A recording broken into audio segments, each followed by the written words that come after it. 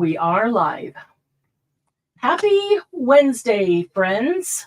Hello, it is so good to see you all. Let me get this screen back here so you can see Dawn Marie's desk as well.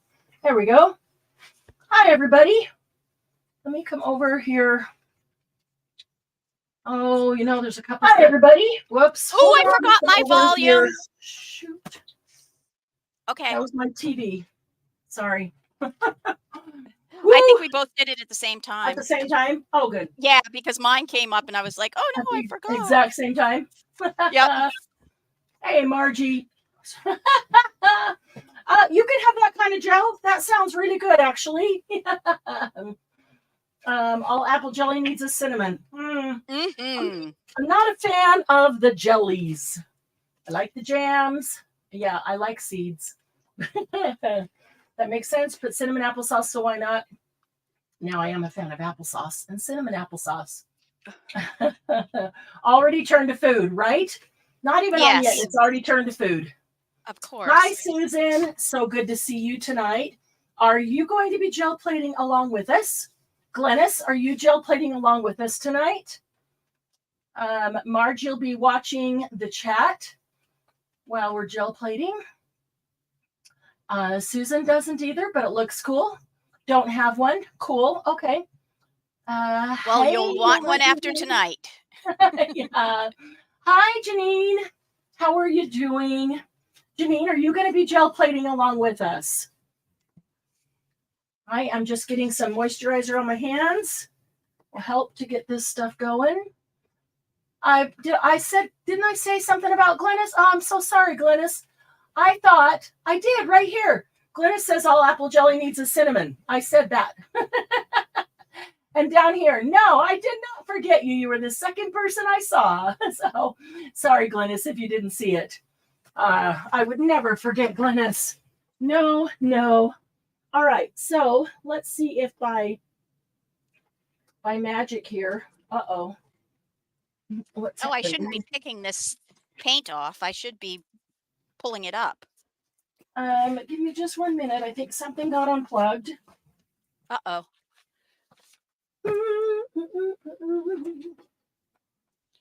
Yes, it did, and there it is. Okay. All right, we are plugged. Now let's see if we will play. Plug and play, right? I'm trying to get you guys so you can see more of my space. So I've changed the angle, so it's not straight on. It's more of a angle because of it. I need to hang it directly from my ceiling right above. Woo-wee! That is tall. All right. I'm going to raise my camera up a bit, but I really do like it to be up high when I'm gel plating. So close your eyes if you get seasick, motion sick, because I'm going to move my camera. And I don't want to make anybody sick. Oh. Okay, is that high enough? Yeah. Okay. Rather than zoom in and out, because I didn't have it zoomed in, I just had it set. I'll bring it up. You need to read the comments. Why am I backlashing to you? Like I'm hearing myself twice. Ooh, I'm not. That's weird. Okay. Let me check. I forgot to go in and look at some settings just to make sure that they hadn't changed. So let me do that now. See if anything has reset on us. Sometimes when we get an update, things go back and let me check my audio. And audio. Okay, got that one. Reduce feedback. Headphones. Audio. Okay. Audio. Okay, the mic there, the speaker, yes. All right. Okay. All right. Can you still hear yourself? No, it just yeah, a little. Wait, let me talk. Hello. No, I can't. No, I can't. So we're good. Okay. I don't hear it. Okay. So let's see here. Oh, Glennis, I didn't think you want to come in and gel plate live while you're gel plating. That's what she meant by did you forget me? Yeah. Okay. All right. Hold on.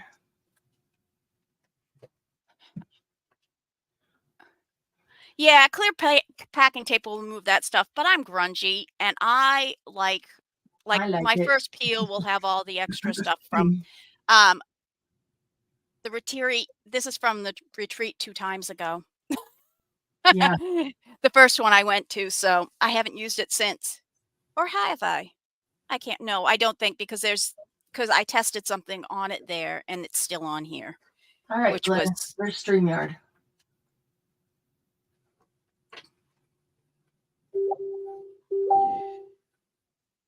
Okay.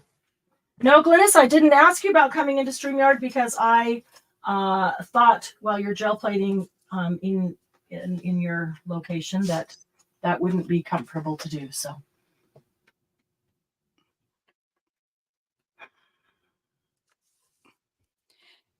do dog hairs work very well on your Well, they can add texture, that's for sure. That's true. That's true. They can add texture. All right. So, let's see. These are super grungy. These I might I'm going to actually wait have until to. you get your camera and everything set up before I bring you on. Those I might actually need to use. Oh, that's how all of mine look. I can't find. And I wanted to pull all the grunge off of them. I love getting that grunge off on prints. Okay, so yeah, yummy texture. Dog hair, cat hair. Hi, Rhonda. I sure hope you're feeling better. But if you're not, hopefully we can distract your brain for a while and make you feel better, or at least take your mind off of it. Hi, Christy. Good to see you as well. So I guess Glennis is not set up because her camera is not up above overheads to see her gel plating. So we're going to go ahead and start. I do need to get a drink here. Who is, there's Glennis. Who is going to gel plate along with us? Or are you just going to be spectators and watch how we do it and then go and Or who is going try to be watching and throw out suggestions? That's a good thing. I love suggestions. All right. There we go. There's Glennis. Glennis's tabletop there. Yeah, with my new setup, I should be able to come on live anytime. Oh, good. Okay. Well, we can talk about the setup later. But right now, let's get started. Me. Margie's going to do it. Margie's going to roll some paint down. And then she's going to pick up Cuppy and roll Cuppy in the paint. And we'll add texture to the paint with the Cuppy hair. And Cuppy will be sufficiently gel plated. Cuppy is her cute kitty cat, if you didn't know. No, zero about gel plating. Here to learn. Okay, so before everybody starts doing anything fancy and goes off on their own tangents, we want to just cover some super basic things because, as Rhonda said, don't have a gel plate, want to learn.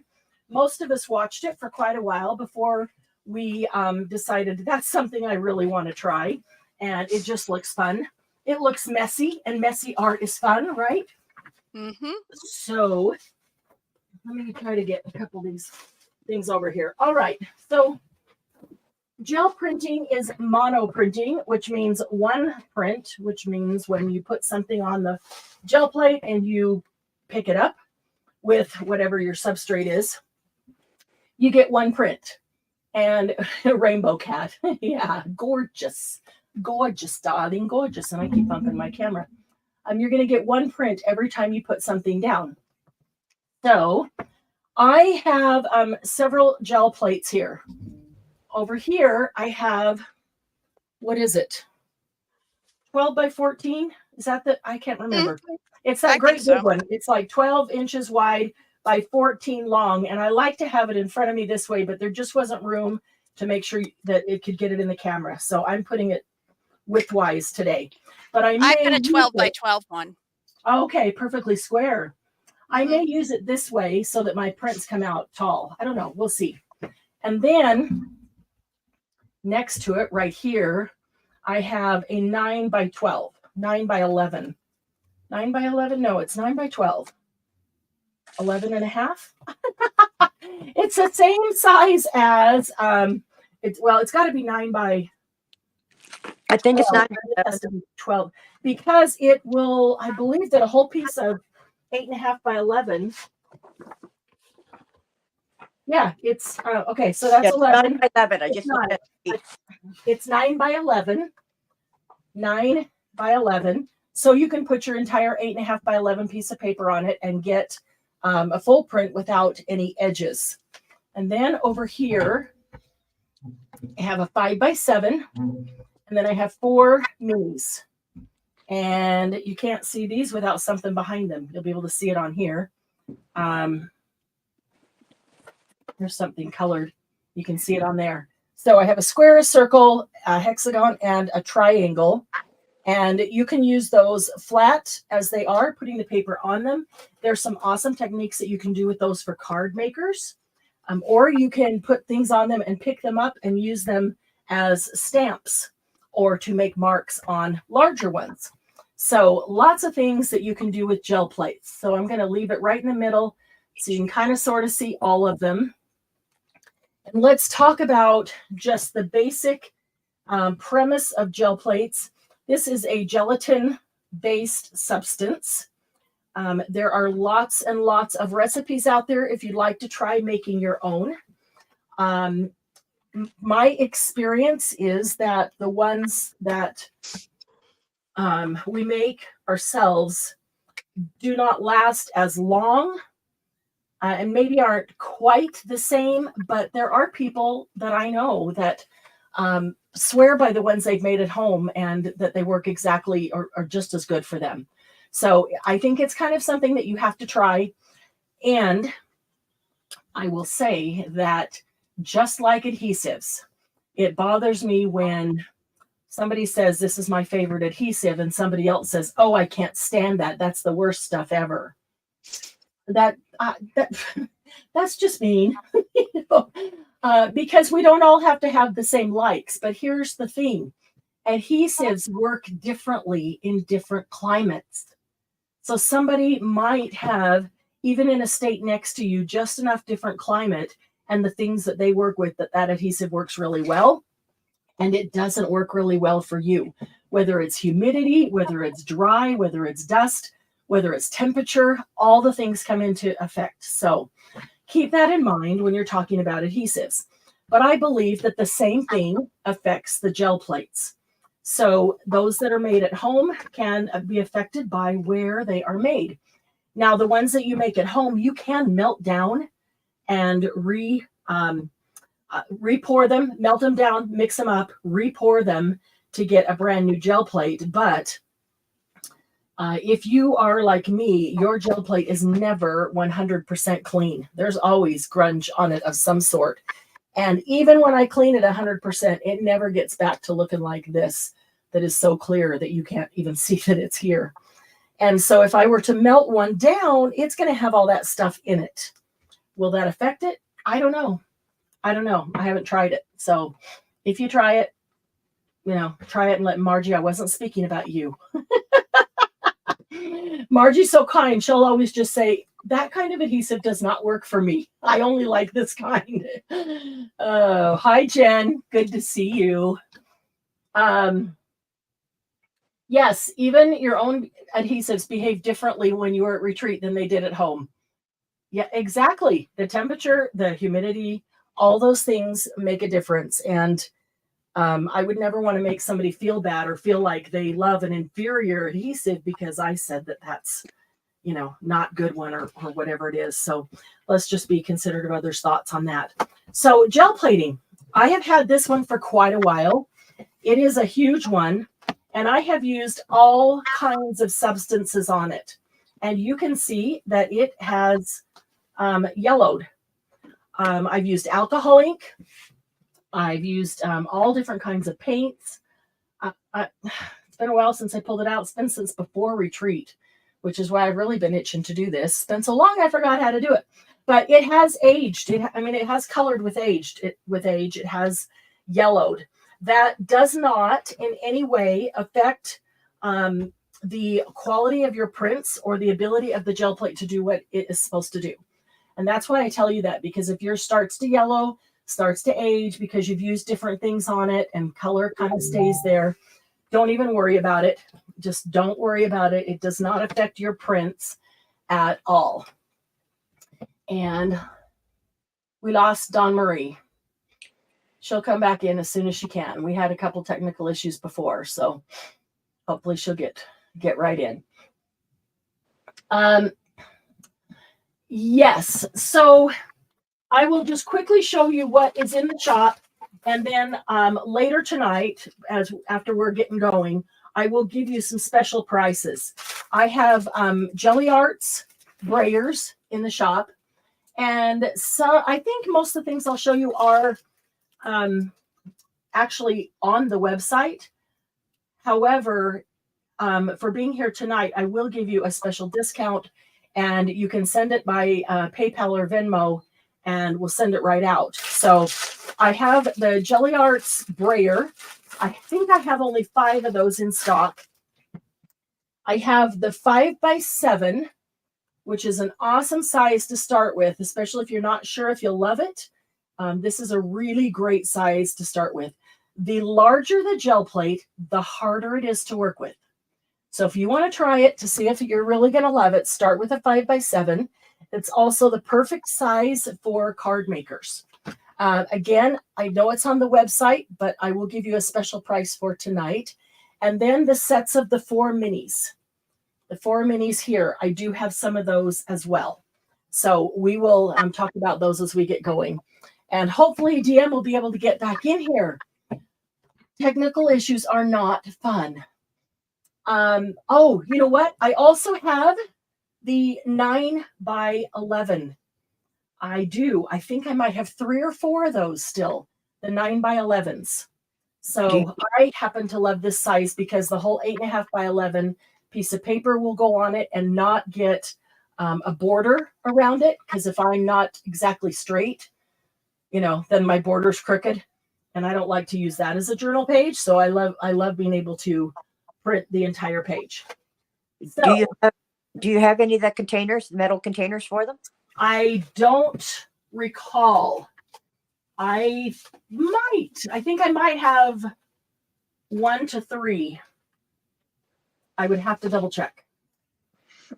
I didn't think to look for at the who's on the shelf when I was checking out the others. Okay, so to begin, very basics. Let me shoot a quick message here.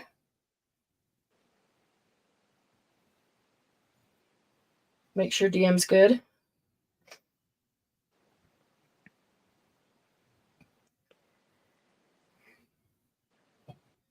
Okay. All right, so to begin with, these plates are brand new. These plates are well seasoned, have been used. This one still has a bunch of grunge on it from last time. Now, some people like to completely clean their gel plate every time they use it. So they start with a brand new clean plate. And that is totally fine. It's just a matter of preference. This one is clean on this side. I see some, actually, there are a few grungies, but if you look, I have an acrylic plate here. This is just a long sheet of acrylic. Underneath it is a vinyl mat. The vinyl has paint on it. So all this stuff that you see through this, if it's not just sitting on it, it's underneath this acrylic plate. It's on my vinyl.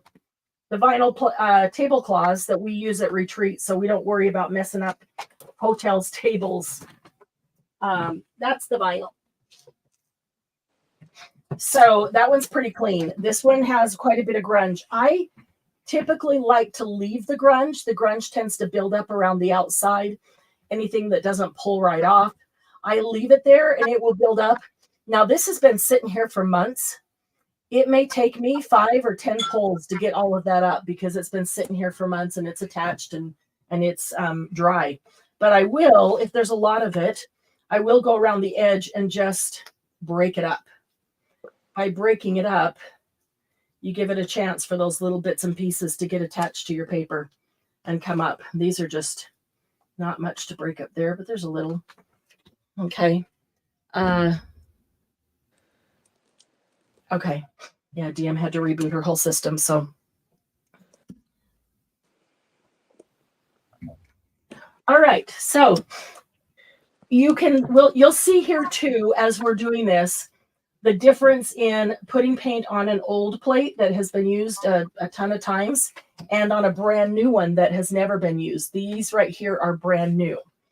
And sometimes you have to work with it a few times and season it a bit to get it going really well. And we'll see how these act because they haven't been used in months. So let's see. I am looking for a color combination, 2 or 3 colors. Put into chat 2 or 3 colors that you might like to see us use tonight. Home meeting over. Yes, I hope you're starting to feel better, Rhonda. 2 or 3 colors. Make them a good color combination. This is not tell us what to do where you're trying to stump us. We want some nice color combinations that really do go well together that we can use tonight. Blue and gold, purple and pink. Pink. Okay, Christy, what would you see with that pink? Pink, purple. Pink and purple. Okay. All right, let's try pink and purple. Some of this grunge on, let's see, what do we have here? This looks like teal and gold and rust in that. Let's do, I'm going to do several things just to get started here and give you an idea.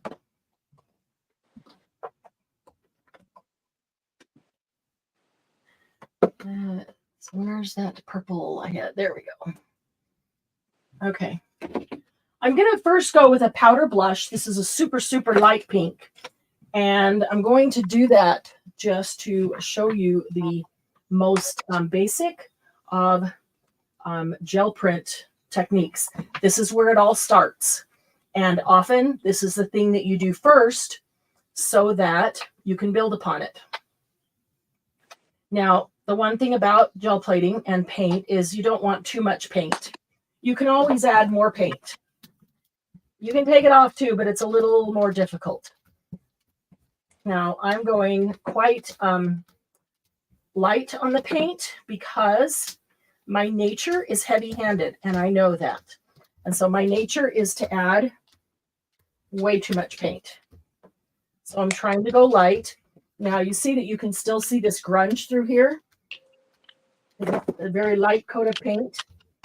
And it might take me a good 5 or 10 pulls to get all that grunge to come up because it's been sitting there so long. All right. And I'm going to, with that, I'm going to take my brayer and I'm just going to brayer it off onto a piece of paper. And I've got this off to my right side. So you can't see that, but it's right next to these plates. And then when you set the brayer down, you set it upside down so that the roller is not on your table and does not put pressure on the roller. And wasting time because it's starting to dry.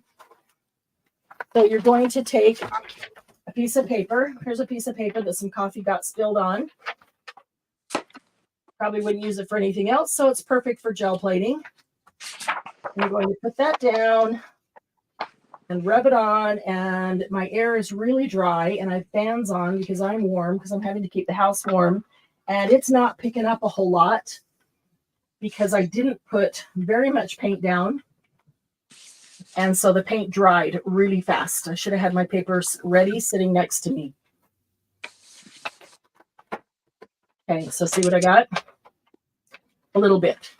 Now, you might think, oh, that's not very good, but when you do this several times and then you start to get the layers of colors, you get some really, really cool backgrounds. So you can tell there's still some pink there. And let's add some of the purple. This is cyclamen. Let's add this cyclamen. It's a fairly light color. Let's add that to it. And our next pull, we will get pink and purple up. Now, when you're looking at brayers, there are brayers of all sizes. This is a 4-inch brayer. I also have a 3-inch brayer. I even have this little 1.5 inch, which isn't good for a whole lot of anything. Well, not in this world. In this realm, it might be good on the little tiny ones. It is also plastic, not rubber. So it is good for rolling over the top of the paper to press it down onto the gel plate. And I'm going to get more paint here. I really like the 4-inch brayer. I would like a 6-inch brayer. This paint's getting low. I would like a 6-inch brayer on the larger plate because honestly, the fewer times I have to brayer it back and forth, the better. The fewer times I'm moving the paint around, the less it's going to dry while I'm doing it, and the quicker I can do it. Okay, let's go like this. So you can take a brayer. There's that little plastic one. You can take that and just run over the top of it. You push it down. You can also use a, oh shoot, what are they called? The little knobby things? I've got 3 of them. Did I? The thing I'm using mine right now. I'm trying Baron. It's a Baron. Yeah, I do have a Baron. I could grab one, but yeah, I don't know. I kind of like to do it with my hands because then I can feel it. And you can feel the temperature. You can feel the coolness. You can feel when it kind of starts to dry. When it's really cool, it's still wet. And the wetter it is when you pull it up, the less paint is going to be on your paper. The more paint is going to stay on the plate. The thickness of your paper doesn't really matter, Rhonda. What does matter, and I brought some different things that we could try so that you can see how the different things work. What does matter is, see, I already painted my nails, of course. There's DM. We'll bring her back in here. The reason I like using the burner is because it's easier on my hands. It's the Baron. The Baron, yep. It burnishes it down. Yeah. So when you feel it and it's cold, you can kind of feel that it's wet. It's still wet and you're not going to get as much pulled up. As it dries, so if I let this sit here and dry, it will pull up more. The longer it dries, the more is going to attach to it. When you pull it up, usually the best way is to pull it back and then just roll it back. Now, if you get a spot like this, where it's starting to separate the paper, either do that so you can get it back on there, or stop and go from a different angle. Because there was crusties on here before, and those could start to grab on the paper, and pull it slowly, just roll it back on itself.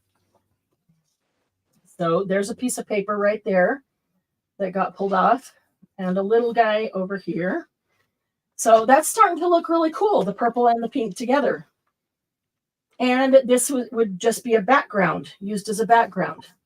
So I want to get the pieces where there was a piece of paper that got pulled off and stuck, but I'm not going to worry about the paint because the paint will come with additional pulls. Get a little water out of my jar just to, I want to get the paper up. So the paint can stay. There's a piece of paper right there. Now see how it hasn't even touched the grungies down here on the bottom? Hasn't even touched those yet. Yes, fabric is really cool. And I have some tonight to try. I think DM has some tonight to try. So we'll get into fabric after we go over some of the basics. So, okay, so now you can see that I have a border of paint that's just going to start to build up and be crusties because my paper was 8.5 by 11 and the plate is 9 by 11 or 9.5 by 11.5 because it didn't even reach the end there. So, and that's okay. I'd rather have more left on here because you can use any part and piece to get that up. So Where's that? Okay, so this is what we just did. I'm going to let it sit here and give it a few minutes to dry. And then we're going to do something else on top of it to show how you can build on the basic pole. So let's go with a darker purple. And let's see, where's the pink? That's a red raspberry. Oh, you're kidding me. Magenta. All right. So we're going to go with this. It's a violet. It's a little bit darker purple. I'm going to put that a couple places. And then I'm going to add some of this magenta. I'm not using any, really expensive paint tonight. This in the squeeze bottle is Daler Rowney, and this one is Stamperia. And these are all Stamperia. And I really like Stamperia. I do have some deco art. I have some metallics. They're lasting forever. And I've got some old ones, that we picked up cheap somewhere, probably Walmart or Joann's or something when they were on sale. So I'm going to mix both of these up together. So you just start brayering, and you can brayer to mix them as much or as little as you want. And true to form, I got way, way too much paint on there. So I'm going to bring some over on here. I'm even going to get some on the little guys. And I'm not prepared to pull that up because I don't have my paper waiting, but I need to. Okay, there's a lot of paint there. Just way too much paint. All right, so let me brayer that off onto this paper. And I'm going to grab the paper that I'll put over those four. I'll press it down and I'll let it sit for a minute. The wetter it is, the thicker the paint, the longer it's going to take. And I'm going to use this one. This is actually calligraphy paper.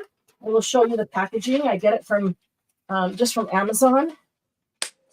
And I put down the wrong side, but let's see what happens there. And on this one, let's go with a little bit thicker. It's a super lightweight cardstock. So it's a thicker paper, a lightweight cardstock. And I'm going to bring it over here to leave the larger border on one side instead of border all the way around. I can, and see if I can get it to start picking up some of those grungies. They've been sitting there for so long that it will take a while for them to adhere and get worked out. So, all right, if I pull this up right now, I will have a nice print, but if I let it sit for a minute, because there's so much paint there, it will dry a little bit, and as it dries, the paint adheres. So when you pull, if there's something in between, you got a peanut butter and jelly sandwich, and you start pulling it apart, the peanut butter or the jelly or whatever's in the middle is going to stick to whichever side it is most adhered to, right? So I put the paint on the plate. It is most adhered to the plate. So if I want it to adhere to the paper, I have to let it stay long enough for it to adhere to the paper just as much as the plate. And then when I pull it up, I need to pull it up slowly so I don't just rip the paper up, leaving it on the plate. Hi, honey. Hi, sweetie. There we go. Look at that. That's pretty. 4 little prints. And you can see that there's some grunges left on here. I could go over here and see if I can press them off. For the most part, it did. But there's still just a tiny bit. So some people now will take their baby wipe and completely wipe that up so it's nice and clean before the next one. And others will just leave it to mix in with the next pull. I'll take this paper over here and get some of the bits and pieces up that are sitting on there. Then I will let this completely dry, and then we'll pull that back out to do something more with it. All right, let's pull this one. This one is the calligraphy paper, and I put the wrong side down, and it's still got a nice print. The purple and pink, by the time I put it here and moved it over here, was pretty well mixed. So it's a beautiful color, and you can see both colors, but there's not a whole lot of division between purple and pink. Now I'm going to take this side and press it on this plate to see if I can pick up what's left there, which will be very light. And then as we add to it, both of those halves of the paper will look very different. Here we go. Looks cool. So then as we add to it, they're going to look very different because they have different bases, even if we add the same thing to both of them. So I'm going to set that up here to dry for a minute. Okay, so as I'm feeling this paper, and when you feel that it's cool, it's still quite wet, and it will change more to room temperature as it dries. So we can pick up a corner and test it. I've got some paper sticking there with those grungies.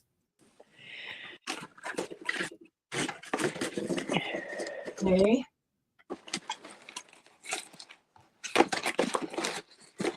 See, there's just a lot of paint there, but this is coming off really nicely here because it's so wet and I didn't let it sit for very long. I'm going really slowly to try to keep as much of it on the paper as possible. Now, I'll hold it up, but you can see that light pink, that blush pink. You can see that along the edge here where it was sitting before, and look at it peeking through. So that actually looks really cool. A lot of pink and purple with that blush peeking through. So which side was that? This was over here. It's didn't pick up a lot of this grunge. This corner was really grungy, and that's why we have a lot of paper left here. So if I want, I can do this on some other parts of this and try to pick up a little more paint if I don't want that white paper there. I can also go to this edge where there was no paper, and I can put this edge right alongside that edge and pick up some of that. Okay, so our white edge over there, because of the grungies, starts to take on the purple and the pink. But sometimes it's kind of nice to have that white edge. It gives it, the difference, the spatial difference that it needs. Okay, so we'll let that dry for a minute. So let's go back to the first one we did. That should be pretty dry. All right. Now, so we've got a really light powder blush, and we've got a light cyclamen on these. What dark color might look really good on top of these? Let's see. Cheaper paints are usually thinner, which gives you more working time. That is true. That is true. You do have more working time with thinner paints. And remember that, every brand is different. It's all trial and error, and colors are different. Different mica's different. I've lost the word. Anyway, different colors have different properties that will last longer or be, as far as staying wet, or be thicker or thinner. Gold. I like gold. I like that. Let's do a metallic gold. All right. So here's what we're going to do. We're going to take. Where's gold? Which one? Yeah, that wouldn't work. Okay. Before I even put it down, I'm going to look for a stencil that I'm going to use. Okay. I love this stencil. This is a stencil that I also have in the shop, although it's not on the website, but I do have them, and you'll get a special offer on this one tonight as well. Don't shy away from 12-inch stencils, even though you're working on a 5x7 plate or smaller, because within this stencil, you have a really cool stencil right here. You've got a cool section right here with all these crossed lines. You've got cool pieces out here. Even this little one put on the mini plate.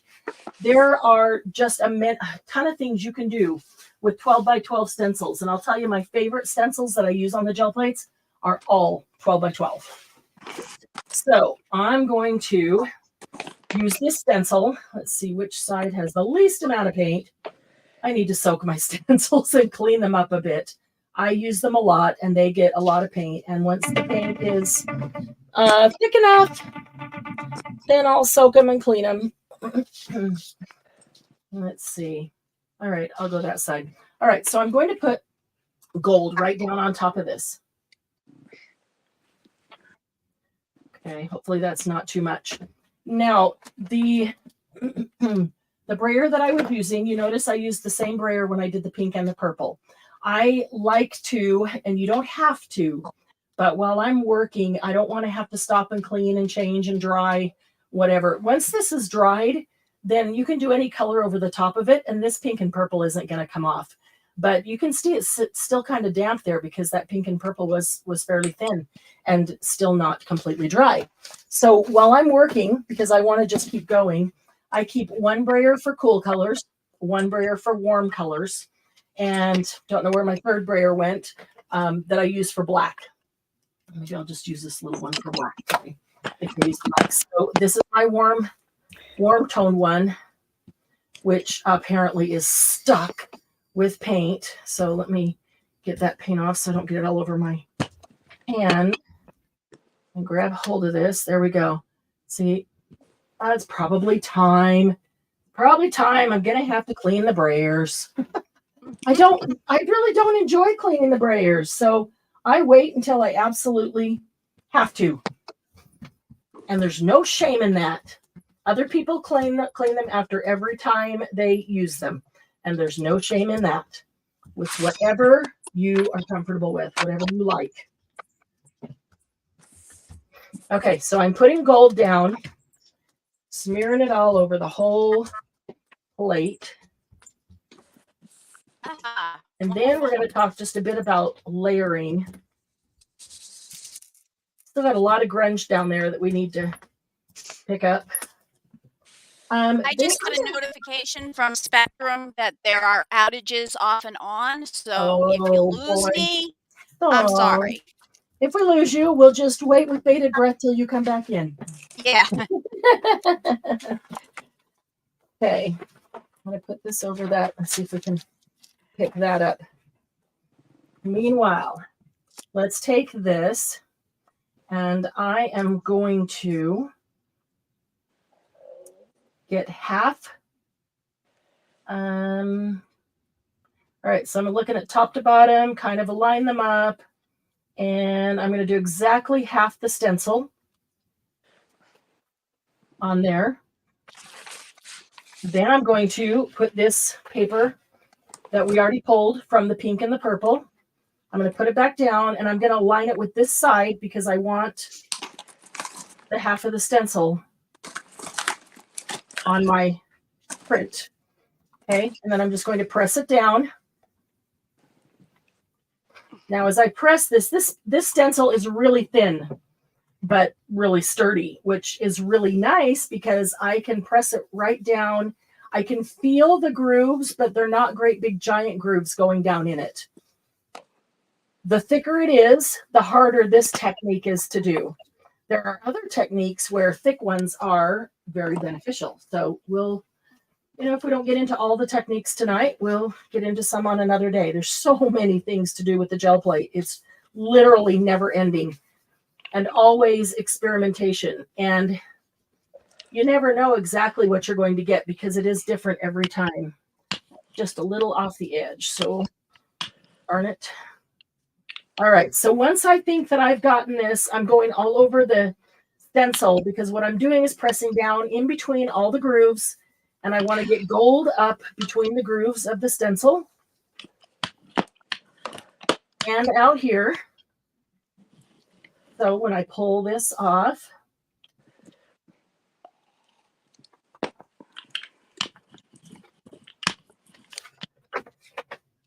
we now added gold. The lighting is going to make this hard because it's going to reflect right off of that gold. So I'm holding at an angle to try, hopefully, to knock out some of that light. But we've got gold on top of the purple and pink, which looks amazing. Really, really cool.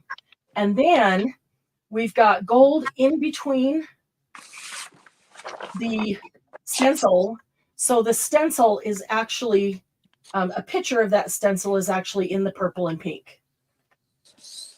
And so that's a fun page then to use in a book or on a cover or with collaging.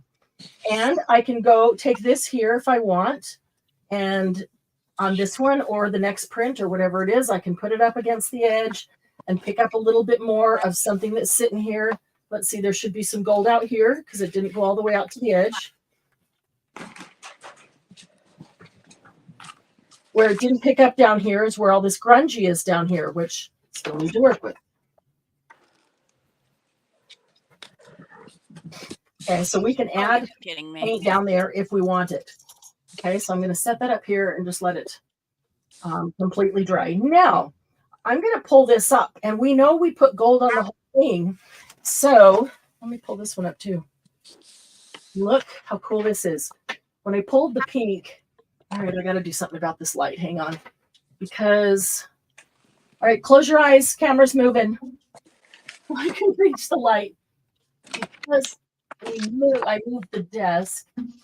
That light is probably either not needed or not needed quite so closely. All right, you can tell me if this is too dark, but it might be a little easier to see the colors, especially the gold. So when we pulled that pink and purple up, it all came up, but it left all these tiny, fine little, just little fragmented lines. And I don't know if that's going to show, but it looks so cool. There, it looks like it's showing on YouTube. So now looks like there's gold behind it. Very, very cool. Okay, so now if I pull up this stencil, wherever the stencil was, okay, wherever the stencil was laying, there is gold. There is now gold. So we're going to be able to get another pull and get that stencil in gold, where on this one, we got the stencil in purple and pink. So what I want to do is make sure that it's dry. I don't just smear the gold. I want to make sure that that is dry. And see if we want to use any of these. Let's use a whole new. All right, so in order to pull that, if this is dry, obviously it's not going to transfer to my paper. It needs something wet to help it attach, right?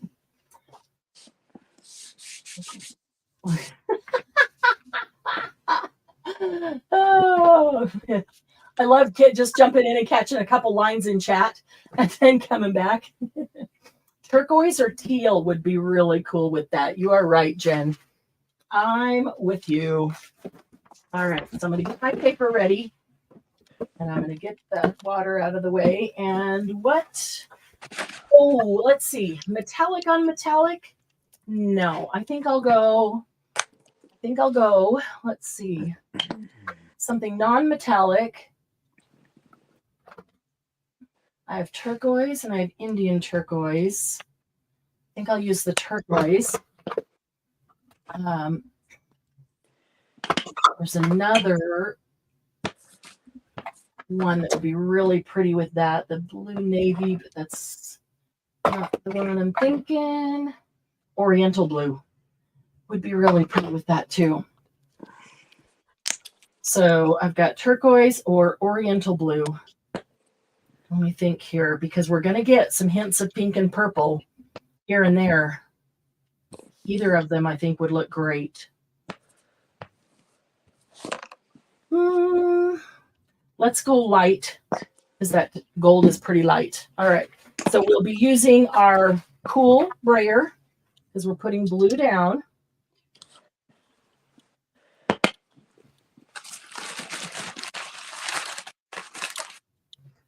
So we'll get some blue down. I'm going to put some right here and see if I can't encourage some of these grungies. I haven't really focused on them, but I may soon start to do that. All right, so we want to brayer this as little as possible and get this turquoise spread around, because we don't want to interfere with the gold. Probably didn't put enough paint. Maybe I did if I spread this around. But you can always add more and get a good result. It's harder to take it off and still get a good result. Yeah, that was enough. Okay. All right, so let me brayer that off onto this paper. Those brayer papers are great to tear up and use as collage as well. Got some pink and purple on that, so I'm just going to use that side down. To the top and all the way to the edge. Oh, I should have just centered it because I'd centered the stencil. I totally forgot about that. And I stuck my finger in the paint. That's all right. We'll get some paint on this side, which will take care of that.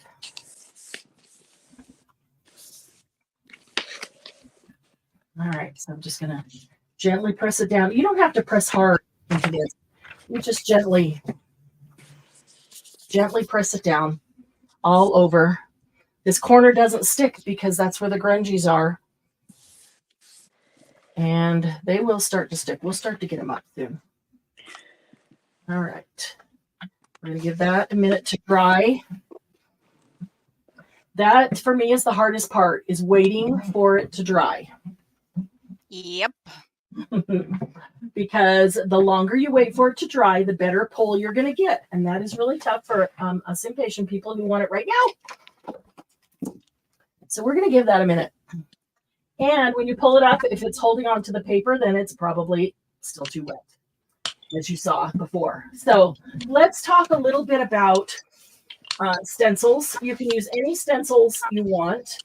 There are other things you can use as a stencil, including a sink mat. And I have these as well that you'll get a special offer on tonight. And the sink mat, you know what? I'll do that over here because you've got a rounded side and you've got a flat side. So you'd put the flat side down in your sink and then the kind of rounded side is cushier. Okay, when you put it on your gel plate, you want to put the flat side down so that you get the full imprint. You put the rounded cushy side down and you're only going to get the part that is the highest. Does that make sense? Mm-hmm. That makes sense. Things like placemats. Here's a placemat that I cut up into pieces. It's pretty thick. And I cut it up into pieces so that I could, looks like a poinsettia to me. I could set that down, and mark a poinsettia. There's lots of different pieces of that. But it was big, thick, and awkward to store, so I just cut it into pieces. But I have other placemats that I don't cut like this. So this is another drain mat. It's the first one that I had. There's the flat side and the rounded side. I think this one is much prettier. So now I have that one too. But it's the first drain mat I found when I was doing this. And it does make for a good background stencil. Here's a piece of fabric that is just eyelet fabric that you can see where I put the gel plate, and it can give you that eyelet pattern on there. Here is one that I have yet to use. I got it probably 6 months or more ago and just haven't had time to use it. So this is plastic. It looks like lace, but it is plastic.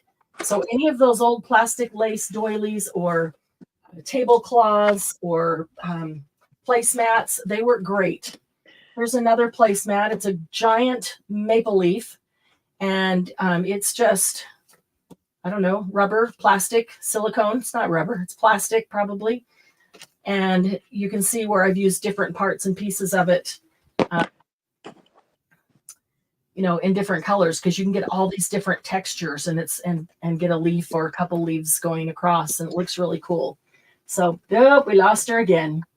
She'll be back as soon as she can. Now, here's a piece of wallpaper. This piece of wallpaper has a really nice print on it, and I can press this into it to get that imprint into my paint, and then lift it up, and then let it dry, and then put a backer on it to pull the print. Obviously, there's no holes, so there's nothing to press through. And if your paint is too thick, this actually won't press into it. It'll just pick it up and leave a bunch of little, things that are picked up. But if you want to get the imprint, it does need to be a pretty thin piece of layer of paint. So let's see. I was going to grab, it should almost be dry enough. All right. So there are, this is called a Baron. This is what I was mentioning before, the knobby thing. And there are a number of different companies have them. You could make your own. Here's a homemade one that somebody made for me. Just took from a furniture department, a wooden ball that would be a leg and then a wooden circle. And then this is felt here. But this one is really smooth. And this, I think, came from Stampin' Up! Years ago. And it doesn't really need felt on the bottom. It's been polished smooth. And this just helps you to rub over the top of it without having to rub your fingers across it. Sometimes it bothers my skin when I do that, but sometimes it doesn't. Sometimes I don't care because I just like the feel of it. So, well, DM, as soon as it comes back up, you come back in. We figured. Oh, 12 or 16. Yeah, you can keep pulling and pulling and pulling and do a ton of things. I'm getting anxious to pull this one. I hope it's sat long enough to dry. Part of the reason I like multiple plates is because while this one is drying, I can come over and work on another plate. And I can move to 2 or 3 or however many. Otherwise, if I'm just sitting here waiting for this one to dry, then I get very impatient because I want to see it now. So let's go ahead and pull this one back.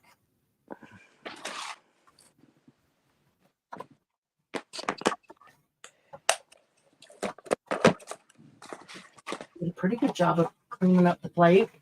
Oh, look at all the cool colors we got in there. Excuse me. There's original pink and purple. And there's some gold from the second pull. And can you see the gold? Let's see. How do I turn? There we go. Maybe like that. Can you see the gold in the stencil design that comes across here? Yeah, I really like when we start getting all, and this is what happens when you don't clean it in between. You're going to get remnants of previous pulls. And sometimes you can't see it. Like you look here, you may not see much on this plate at all, but there's enough turquoise there that the next pull is going to get turquoise, which is really cool. So let me take a drink here.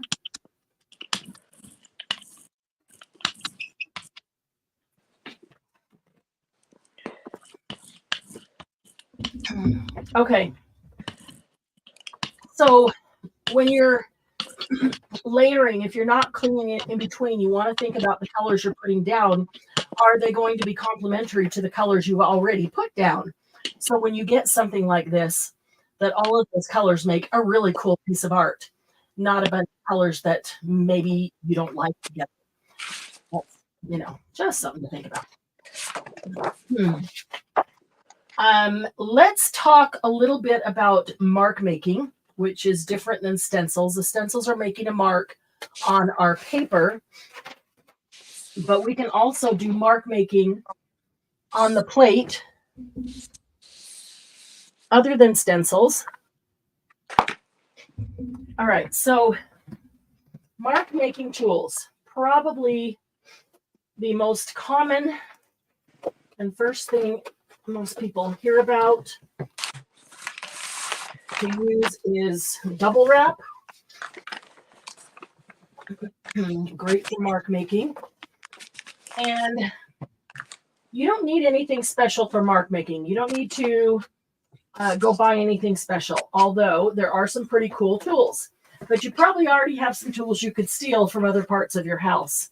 I just don't like to bring them in here and then take them back to the kitchen. So if they come in here, they stay in here.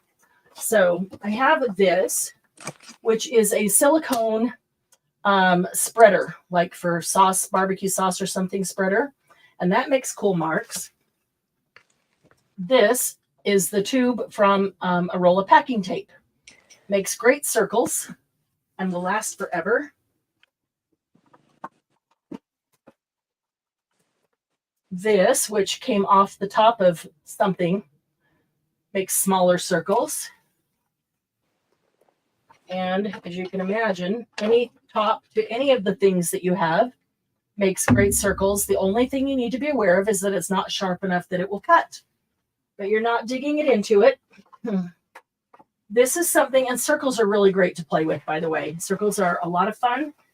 They're easy on the eyes, and they work for almost any project.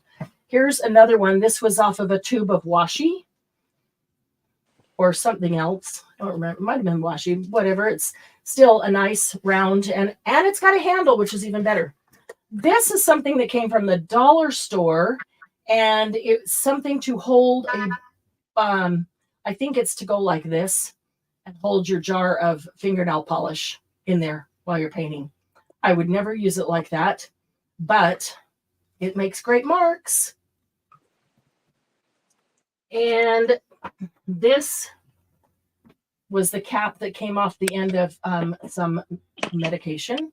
And so that is not quite circular. So a little bit of ski-wampus circles or rounded triangles, good marks there. Built-in handle. Even something like this, a little craft wood palette.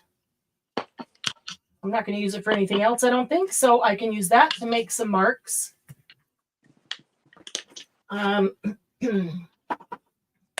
This is that sticky stuff that you put on the bottom of the drawer. And you can use that to lay down and just make some marks here and there, or you can lay it down over the whole thing and mark the whole thing. So let's see. Hi, Sylvia. Glynis, show yours again. What is it you want her to show? What are you doing, Glynis? Which one? The one I just pulled? Yeah, pull it. Show the one you just pulled. That one there? Is that the one, Sylvia?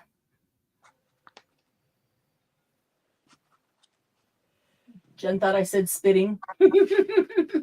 Or somebody, oh, there you go. Splitting the bag contents and have like, there we go. Lobbing them across the country. Yes. This one? Okay. You don't all, oh yeah, that's the purple, pink, and gold. I like that. You don't always have to use large pieces of paper, even on large plates. I love to do tag backgrounds on the large plates, and you can just line them up and roll over all of them. And when they're dry, lift them one by one. I love to use black ones and use metallic paint to pick up backgrounds. And I love doing ATC backgrounds on these. And you get something cool down, and then you line up the ATCs, fit them in however they fit in, and they all look like they're from the same art concept, but every one of them is different. And I really do love that. So let's see here.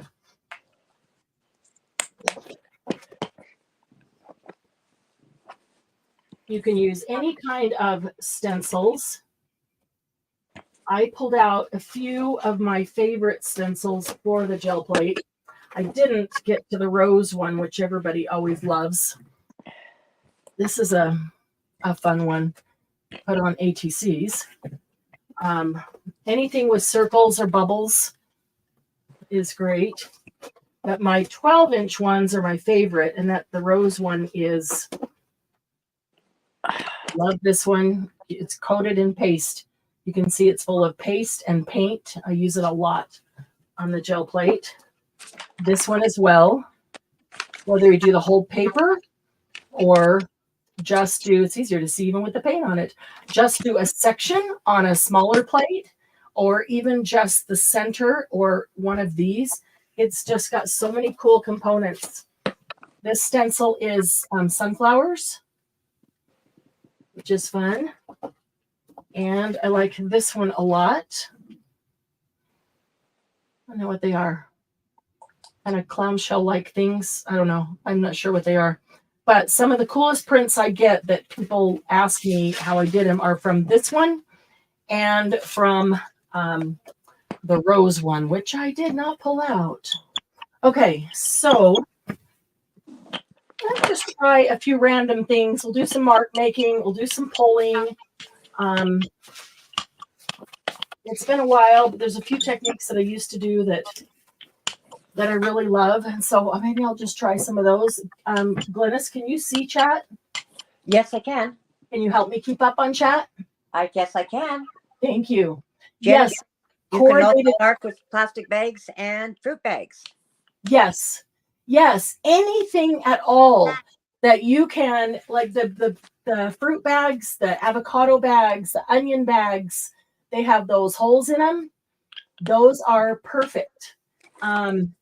Plastic bags that you can just squish up and plunge around.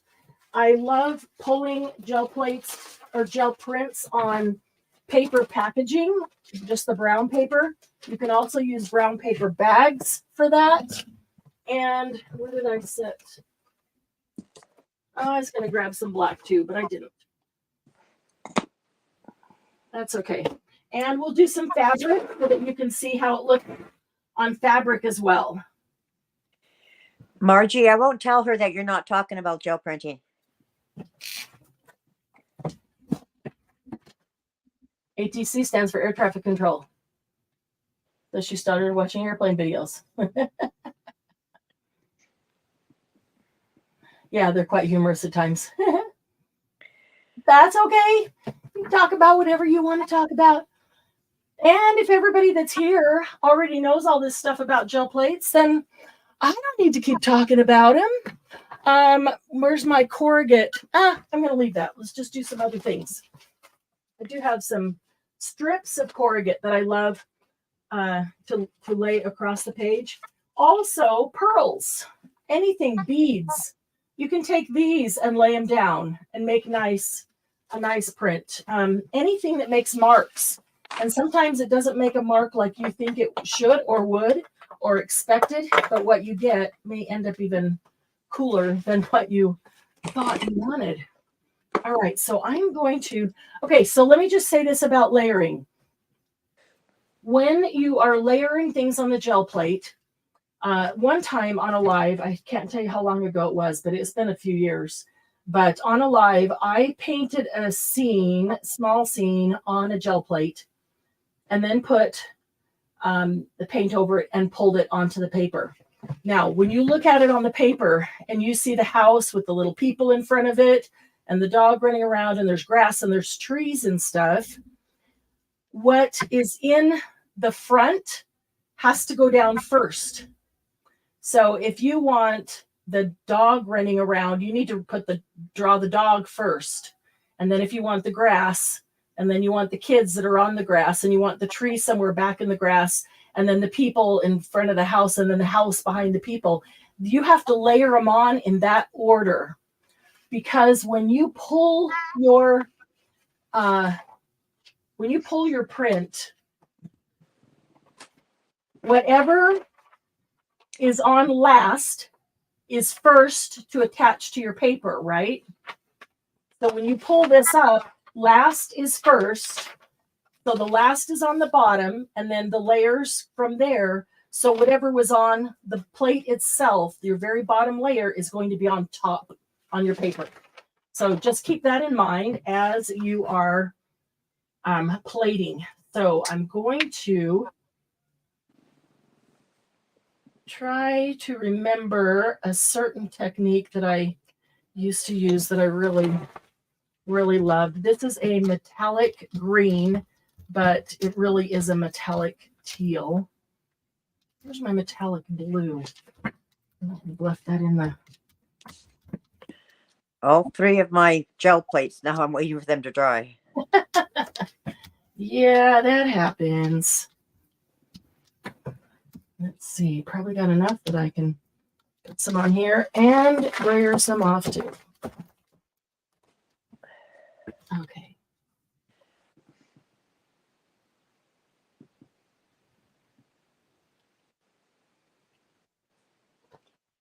Jen, you've done gel printing, haven't you?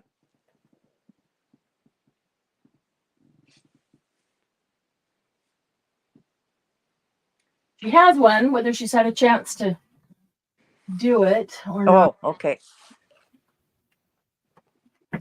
Christy and Susan, are you still here? Janine, still here? Rhonda? If Rhonda falls asleep, I won't be offended because she's sick. She's homesick today. Ooh, I hope I did that thick enough because it is awfully dry. Oh, yeah. Cool. All right. Okay, so this is a clean piece of paper. I put that metallic teal down, and I'm trying to make sure I get down in all. Now I'm pressing a little harder because I want down in all the grooves of that stencil. I didn't press hard enough right here. I'm not going to attempt to line it back up because I probably won't get it right, but it's okay. But this looks really cool. All right, so now I'm going to leave this on. So okay, I'm going to take it. Wait, let's see why I'm doing this. I'm going to take another piece of paper, and I can see where I picked up a lot of paint, and I can see where a lot was left. And I'm just going to try to pick up some of that I left to try to empty the stencil. So the stencil is covering. Oh, that's right in the corner. So it's kind of got grungies and it's holding on to it. The stencil is covering what is still green. All right, and now I want black.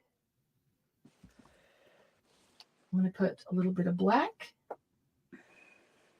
I'm going to come down. Okay, black. That works. We'll use this for our black. Okay, and now I'm going to roll this down into the stencil. There are so many different things to try and ways to do this. I can think of at least 2 or 3 different ways to do the same thing that I'm doing right now, just with a different process. So the whole thing about the gel plate is just try whatever comes to mind. Try it. See what you get. See what kind of response or reaction.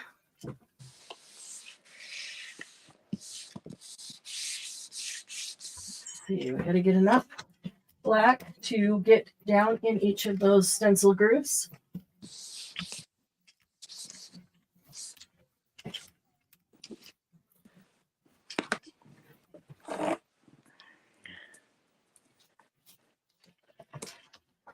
But here's the tough part about this. Enough to get down in those stencil grooves, but what I don't want is it squishing under the stencil and covering what is already metallic teal. And that is a possibility. So it might be doing that. And I don't know until I've picked it up.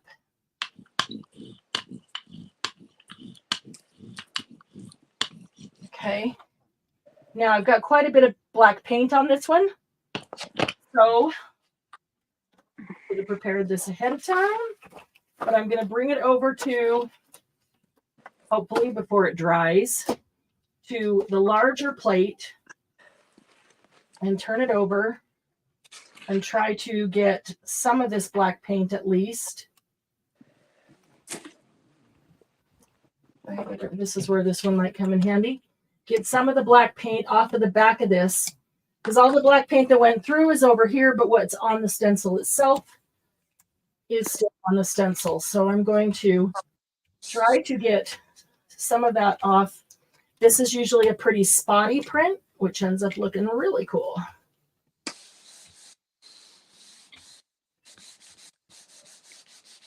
And when you're doing this with the stencil, you don't want it to let it sit here and dry because it'll just stick to the stencil. So we want to get the paint off and then pick it up fairly quickly. And slide this into a bucket of water, which I don't have. All right. So this one is fairly dry because it was fairly dry to begin with. This one is still a little wet, and you can see where it went underneath. It went underneath a little here, a couple little spots. But for the most part, it actually turned out pretty cool. And this is dry over here where I just brayered off some of that teal. So I'm going to step around the desk because ignore. I want to find my metallic blue that I thought was right Yes, there. Jen, I know people who do use an air hockey paddle for burn. Yeah, that would work. No, it's not there on the top. I'm not going to dig into the paint bucket for it.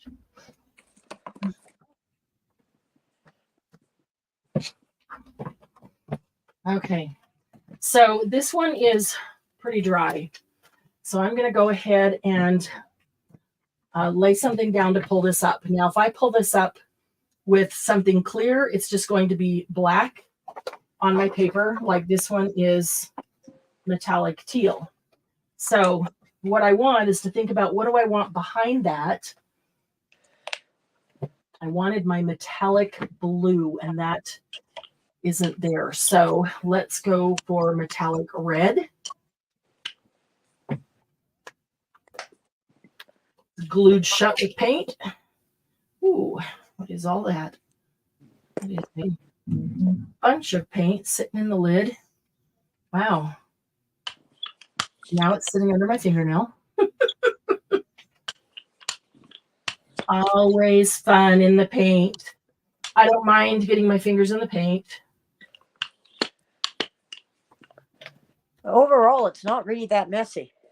Well, unless you stick your fingers in the paint, which I typically do. It does not have to be a messy thing. It can be a messy thing. You can make it a messy activity, or you can make it a non-messy activity. I have done it where I didn't even have to wash my hands afterwards. They're just super clean. Or you can let it be messy. It's one of those things that some people don't like to do it because it's messy, but it does not have to be. You are absolutely correct. Okay, so now I've covered that in metallic red.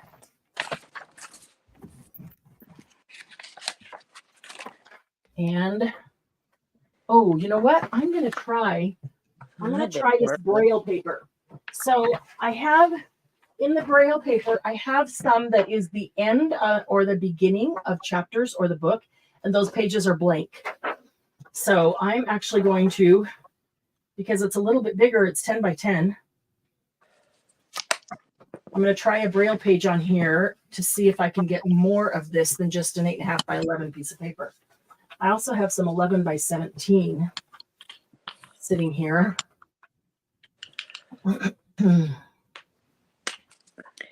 But let's see.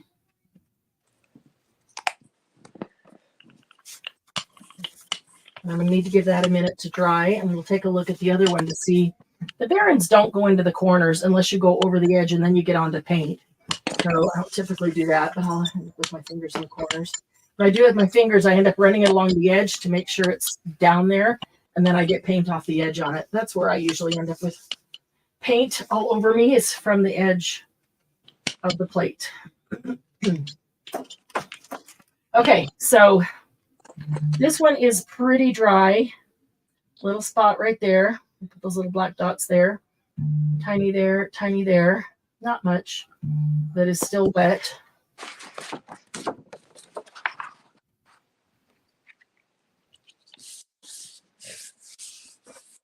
Okay. Oh, hold on. I forgot to give a message to Doug. Let me just text him real quickly.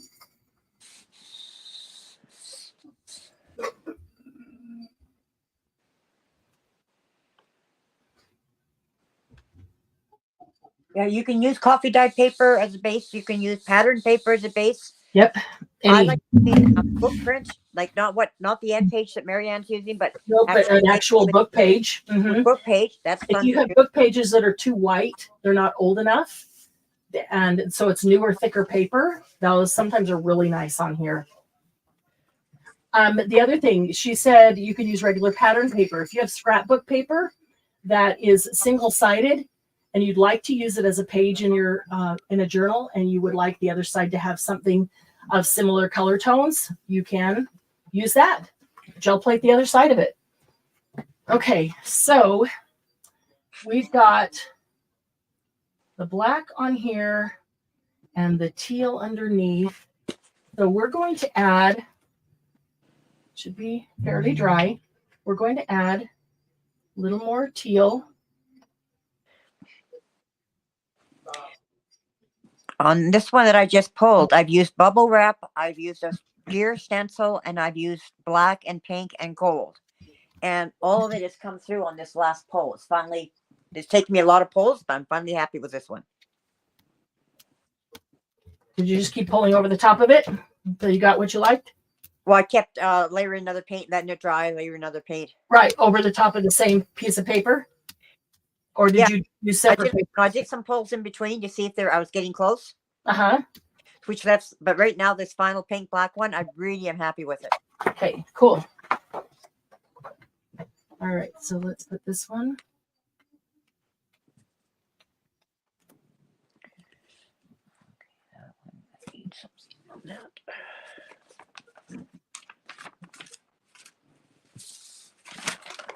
Okay, so I want to push this down and just kind of burnish it in gently.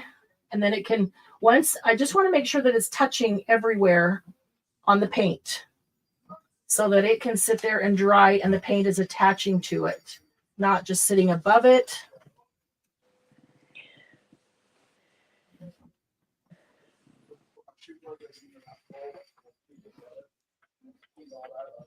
All right, we'll get that out of the way. This one's feeling like it's starting to dry. This one's cooler, which tells me it's more wet. So let's try pulling this piece of braille paper and see what we get. I really hope it turns out very cool.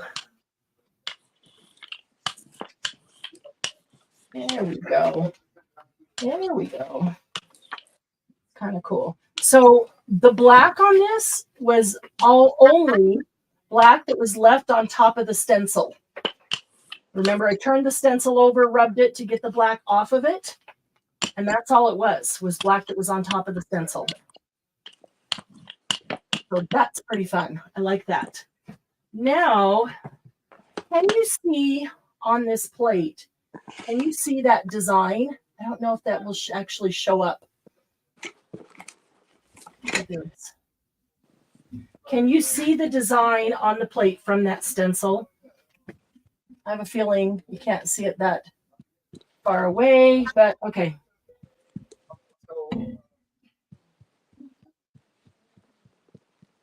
That's all right. Okay.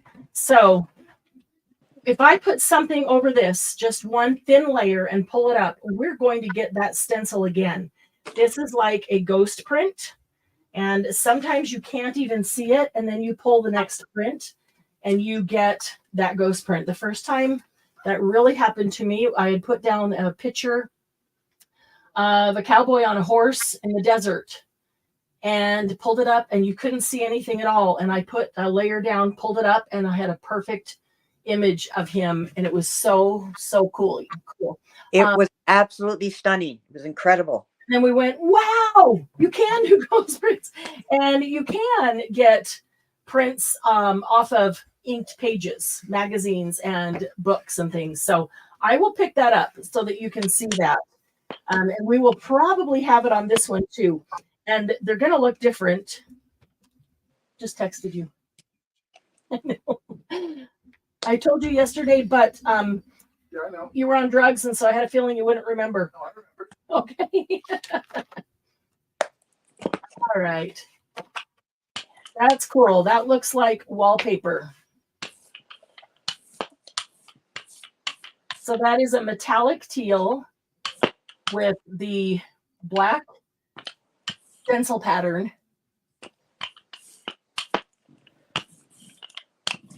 I just really like that. It's just cool. It's just amazing to think you get that off of this little bowl of jelly here. So fun. All right. So we still have this one. But I want to pick, oh, this one's going to have a nice ghost print too. Okay. Let me think what I want to pick up those ghost prints with.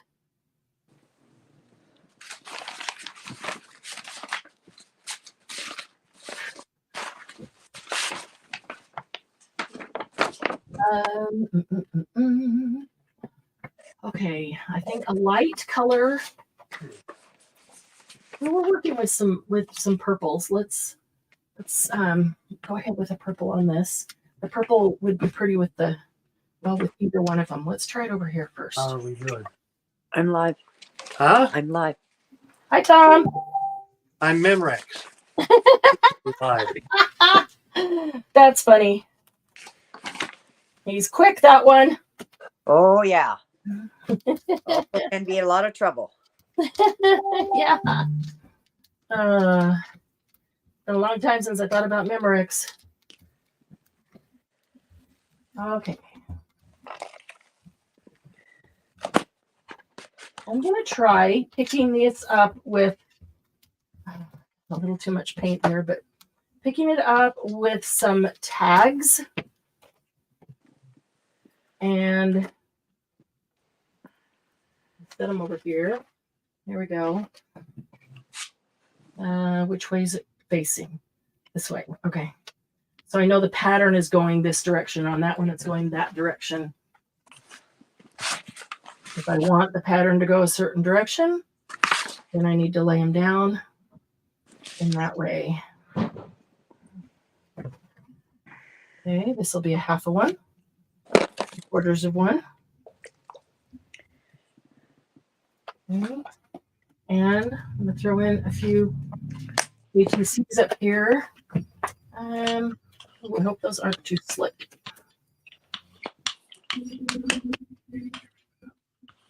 Seven. Is it 6:30 now? Yeah, okay. Going away? Nope. You sure? Yes. Did mommy? Did she? I don't think so. Not since we've been home. So go ahead. Oh, that is drying right there. Wonder what? I don't even see any. Where did I put it? Where did I? Oh, it's right in front of me. Of course, it's always right in front of me. It is very thin right there and dried really fast. Don't think it's even enough to pick up. So let's get it just a little bit more.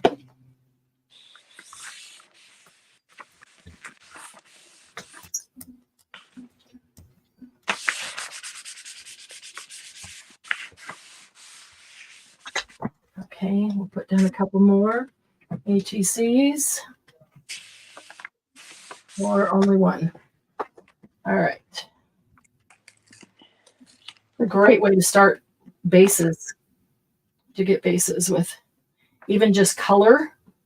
And then over the color, you can put a stencil with some paste of some kind that you can then add more color to later on tags or ATCs. Great way to make a whole bunch of bases and just have them ready to go when you need them. All right, so this one is black. Had some purple. What did I pick up the black with? Let's see.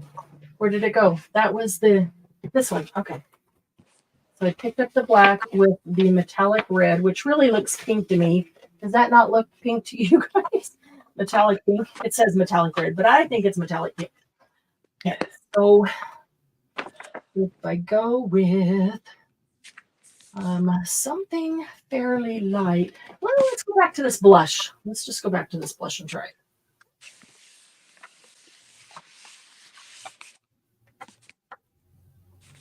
All right. Brayer off all the purple. Don't know if I did, but it's now getting blush. When you roll your brayer across the plate, your gel plate, don't just push it like this, because then you just push globs of paint back and forth, and if you've got something underneath it, you're more likely to distort that image. It's kind of a rocking motion where you go like this, up and back and up and back. Not this exaggerated, but you come off at the end and you come off at the at the top, and few short strokes, and this is super dry. It's already dried. When I put the brayer back down, it was sticking to it because it was so dry. So let's get a little bit more. I need to pick it up while it's still wet, or it will not pick up. It needs this is basically just a whole nother layer. So hopefully it picks up all 3 layers. If it doesn't, we'll miss out on our, there's 2 together, but tear them apart now. If it doesn't pick up all 3 layers, we'll miss out on the ghost print we wanted because that paint is super thin and it was super dry.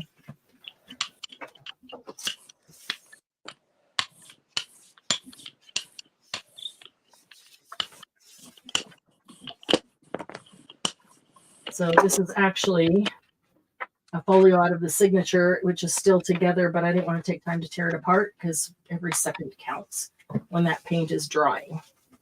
So we'll give that a few minutes to adhere there. And let's go back over here and see what we get on our tags. I have a feeling that the purple might have been a little too dark. We get little spots of black here and there, but the purple is a little too dark to pick up the ghost print.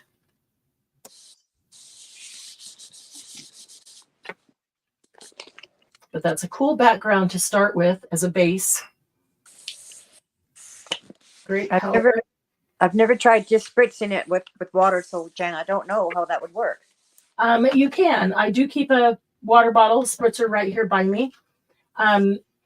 Are you talking about for that paint as it dried right there? No. Paint, yeah, the dry paint on the jump. Yeah, I wouldn't do it on like right there. I just put the paint down and it dried really fast. If I spritz it with water, I could try brayering it again to see if it, reconstituted to the same consistency, but just spritzing it with water and putting the paper down would not. Oh, look. We're getting some of that grunge up. That's what I love right there. When the grunge off the edge starts to come up. So I'm going to put more down and try to pull all this up here because this stuff looks really, really cool.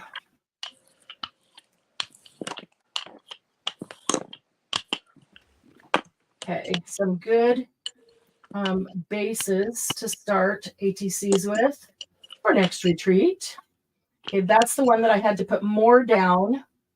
Oh, look at that. That's the one I had to put more down because it dried so fast. And this one, you can actually see the stencil pattern in there. Cool. It's almost like there isn't enough. So that is cool. I can see the stencil pattern 4 different places. Okay, so I'm going to move those over. And let's see. Let's take a chance and pull this one and see how ghost print comes out. Oh, see, this was powder blush, and even that was almost too dark. So I should have just used the ivory, but that's cool. I hope this is going to show on YouTube all the pattern. I don't know if it will. I'm getting up real close. I'm putting it at an angle to try to see that, but I can clearly see the pattern of the stencil in there. I don't know if you can. But the pattern of the stencil is in there in black.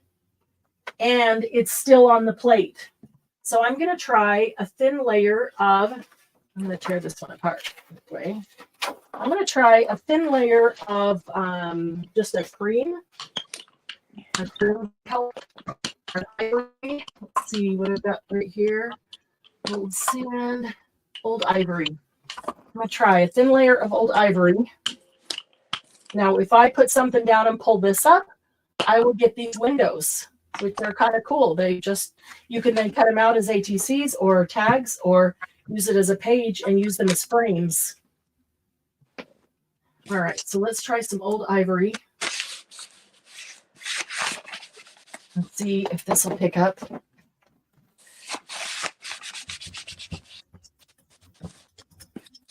It needs to be really thin, but you have to go so fast because it dries so fast. Come on, paper. Jen, I've never tried it, but I've heard of people who leave their paper on overnight and pull it in the morning. Oh, I get the best. If I totally want to clean this off, if I want to clean my plate off and it's full of crusties and got layers and layers on it, then I will put one generous layer of paint on, not thick and runny, but just, not as thin as I just did. And then I'll put a good thick piece of paper on it, and even just a heavy copy paper. I don't mean to say that that's like cardstock. And then I'll just let it sit and come back in the morning. And it is always the best pull ever. I'm just impatient. I want to see them now. And that's the hardest part for me, is waiting for them to dry.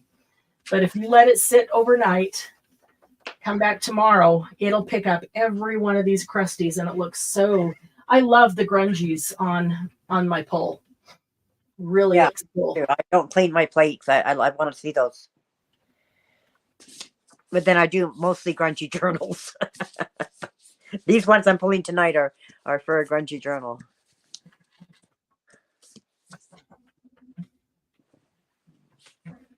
Okay, so I'm going to let that sit for a minute. And I'm going to disrupt this a bit.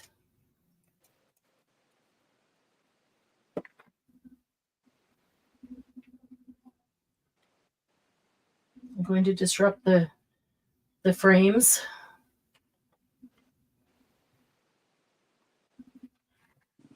They will still be there somewhat, and that's okay. Are you using water or paint? I just use water. I just spritzed a little water to disrupt these frames. Okay, and now I'm going to I want to think through everything I want to do to make sure that I have on hand what I need before it dries. I'll do some mark making, and I piled all my mark making tools back over here. Let's put some of these back up here. I can still pull on that one. Pull on that one. Ooh, and I could do something cool on that one. All right, so put those out of the way. And let's get some circle tools.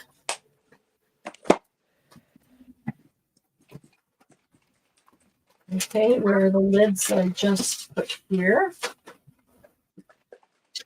And the scissors.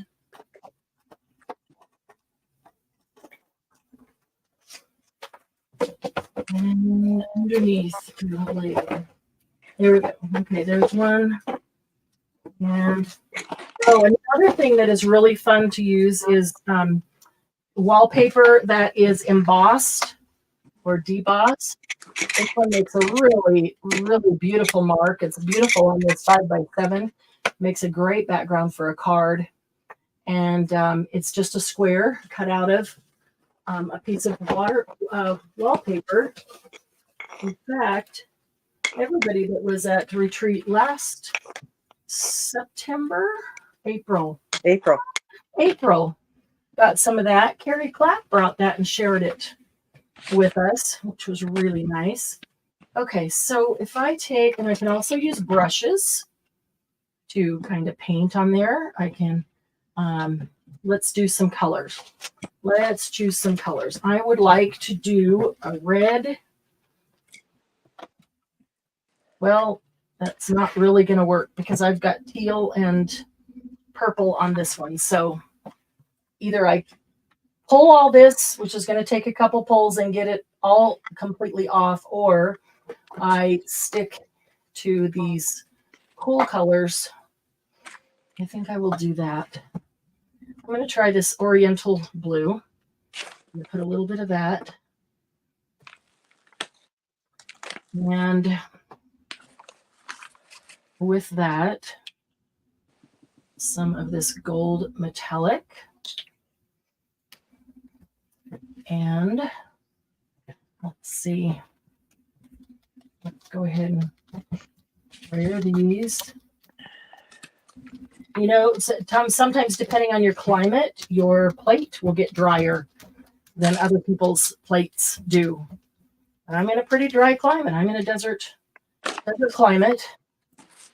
So my plate gets dry, so it gets kind of thirsty, and that's part of the reason the paint will dry up really fast. So I've got some blue and some gold, and I'm just going to brayer this off.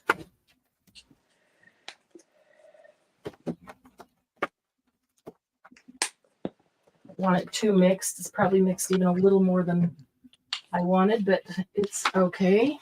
I'm going to use this last brayer piece and see if I can get most of this.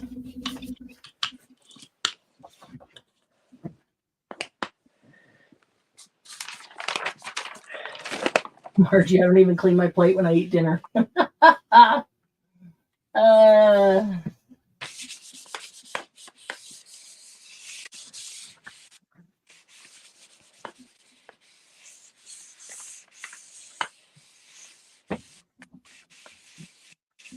Yes, that is exactly what Jen's saying is right. And I say dry because, you know, if to a lot of us that haven't had the fine art training, if I say cured, that might sound like it's hardens like resin, you know, but it only means that it is fully into its, well, what we see as a dried state. But yeah, the whole point of letting it sit is to get it to adhere to your piece of paper that you're putting on as much or more than it is adhered to the plate. So the thicker and longer those grungy bits have been on there, the longer it needs to sit and cure so that they can adhere to your paper. And these have been on there for at least 6 months, and there's a good layer of them, a good, you know, thick multi-layers of them. So this will be one that probably tonight I will put a layer of paint on it, put the paper on, and let it sit until tomorrow. Tomorrow morning, if I pull it, then it will pick up all those grungy bits. All right, I'm going to let that sit for a minute.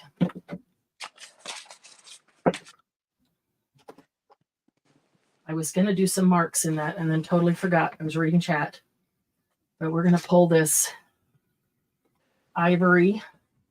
We put the ivory over the ghost printing of that stencil, and I can still see it on the plate. It is still here. I can get so many ghost prints out of this. What happens, I'll just ignore that and go on and do what I'm going to do. And then all of a sudden, this stencil print will show up in something else I'm pulling. Kind of magical that way. Hopefully you can see that the black ghost printing of that stencil pattern. That's pretty cool. Okay, and I probably even want to pull something else on top of that to get a little bit of color on top of that. So let's do, I could go with a red over here. I have an apple, right, that's not very well.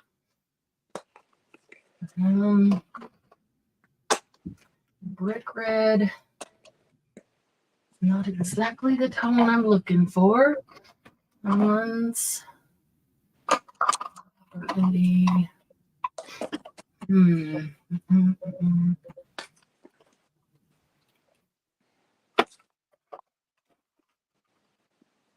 Maybe those two. All right, let's do this while we're letting that one dry.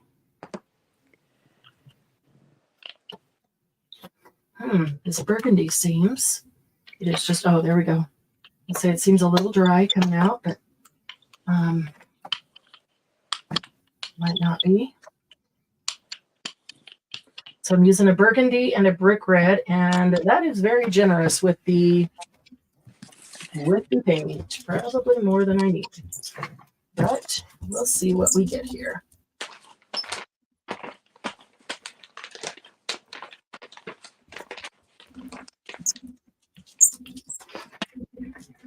Very, yes, very much so. But that's okay. So it'll stay wet for a bit, which I would like it to do. If you want it to stay wet so you can do some things in it, make some marks, you do need to make it thicker. Otherwise, it will dry before you finish making your marks.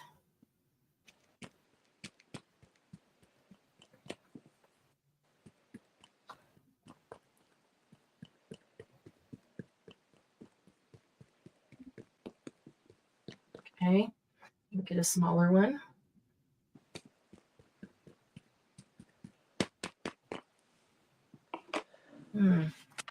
Not working the best because it's super thin and then it gets paint on it. And so I go to the next circle. I'm having to wipe the paint off in between it because you know what? Let's try this. This is a little bit thicker. There we go. That's better.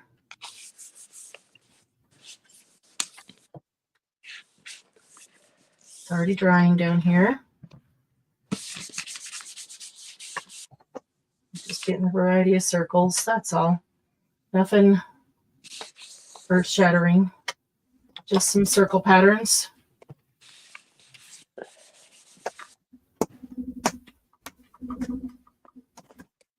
Okay.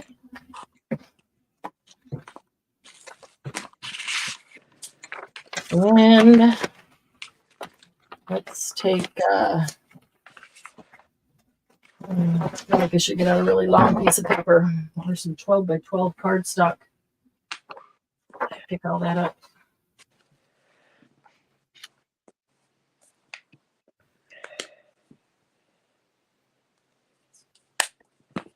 Okay, that's going to take a minute to dry. Let's go back here. Let's see what we have. Ooh. Sometimes you might, if your paper's really thick, you might even turn it over and peel the plate off the paper instead of the paper off the plate.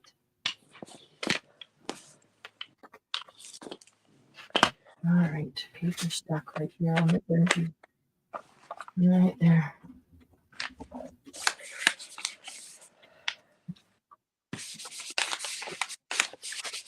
Okay, so that's the background starting with there.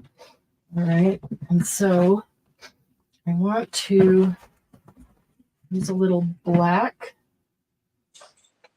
I'm going to use my little tiny round one as a palette just to put the black paint on. And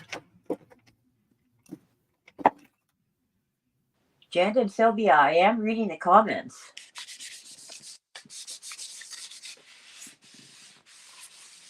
You could say I'm efficient, not like I'm a machine.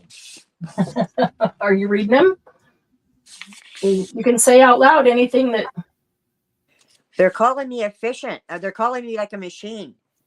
Well, you get in that zone and you just go like that. But it's only if it's the way I work. Yeah, that's okay. There's nothing wrong with it. I'm just telling them I'd rather be called efficient. Than a machine.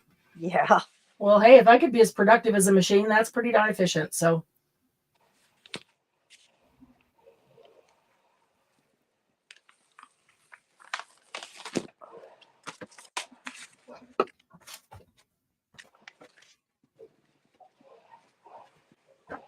You're amazing, Glennis.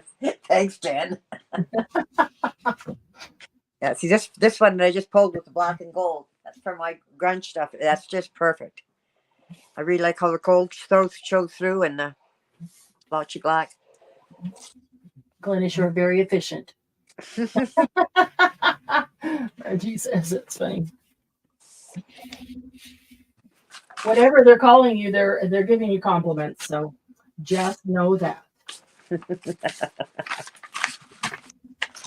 Okay, what do I want with this? I want some pink on Okay, this. and let that sit for a minute. Let's see.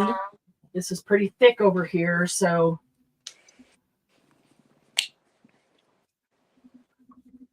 let's sit for a minute. This is still wet here, so what can we pick that up with? This is something I've just been brayering off on. So maybe I can. This was a bad print. One of the inks was going out, and oh, I should never let that. And so it's a bad print. All I got was everything in yellow. So I'm figuring gel plate over it, change the colors. And that is really wet. We got really thick right there and not so much everywhere else.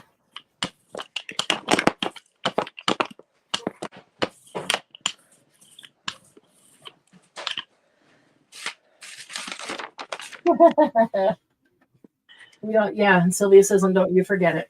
The typing, we've got, we all know what each other means because, you know, it does the same thing for all of us. So we don't even worry about it. We know that we're all brilliant and know how to spell. So just because Otto does his own thing with it, right? Okay.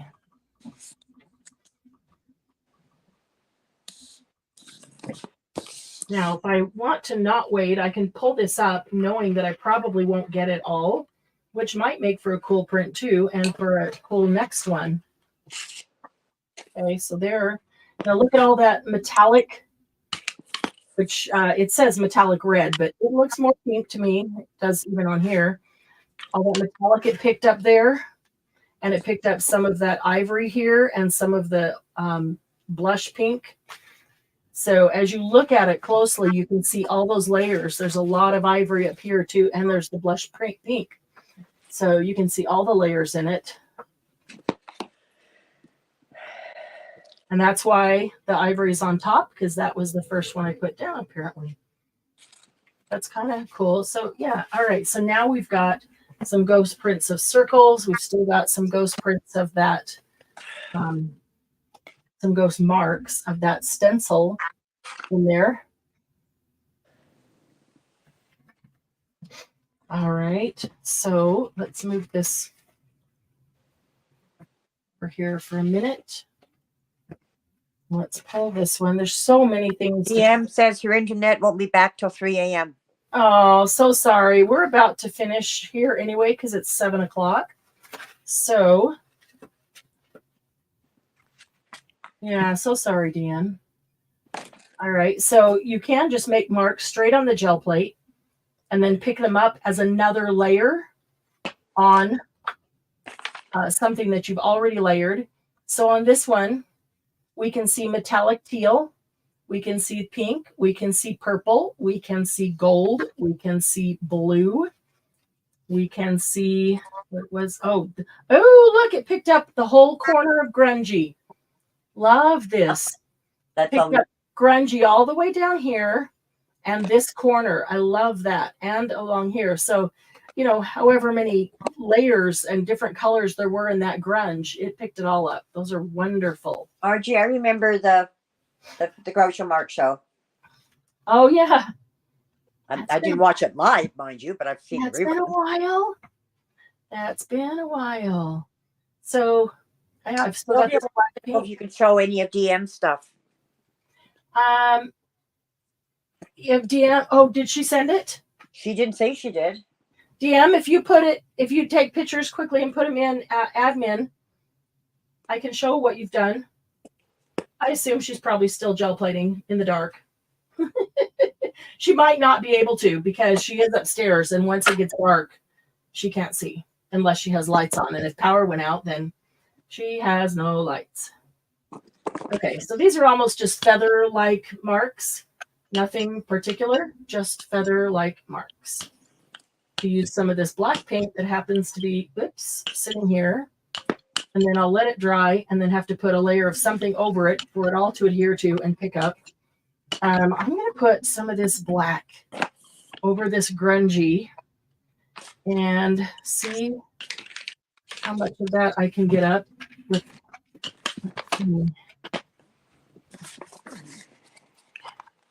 And I'll probably just let it sit. Let it sit for a while. See if I can get all that picked up. And while I do that, For those who are here at the DM beginning, sent it to you. She sent it to you. Okay. Said, got it. Give me just 1 second.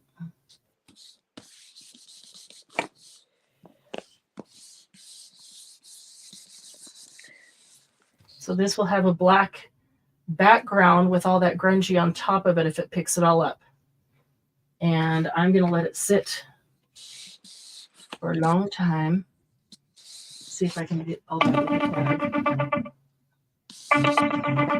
7 o'clock on the dot. Okay. Okay, so let me grab her pictures right there. Okay.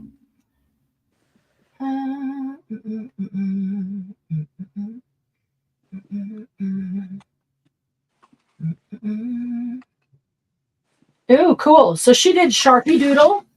She took a Sharpie, and you can use Sharpies. That Sharpie has all kinds of colors now. So you can use Sharpies on your gel plate. And so she took Sharpie and doodled on her gel plate. And then, oh, that looks neat. And then put color down to pick it up.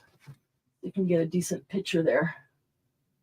It is always hard with the lighting because anything reflects off of it. you can see the Sharpie though. Yeah, you can see the Sharpie, and it looks really cool. The colors I'm seeing on my screen are not the same colors I see on my phone. I love it. This looks a lot like rust over here and along the edge over there. She's got a lot of good blue and what looks like a green and a rust. So it looks very blue on YouTube. Wow, that's cool, DM. That's cool. Yeah, and then she got shut out by the dark. So that is not helpful. All right, so for those who are here at the beginning and ask about the tools and the supplies, and okay, I've got another one. Give me just 1 second here. We are going to okay, so if you are interested in a, where did I put it? The Jelly Arts brayer. This is the 4-inch Jelly Arts brand brayer. That is the same one I was using here. Okay, that retails for $8.74. On the website, it is $7.99. And for being here tonight, if you would like to order it, just write these down as I give them to you if you are interested. And like the DMB sales, send them by Venmo or PayPal and private message me a list of the ones that you paid for, and you can have them at this price. So you can have this brayer at $7. It's $1.74 off of the retail. So $7 for that one. See here. Let me get the other items. The 5x7. The 5x7 printing plate. That is this one.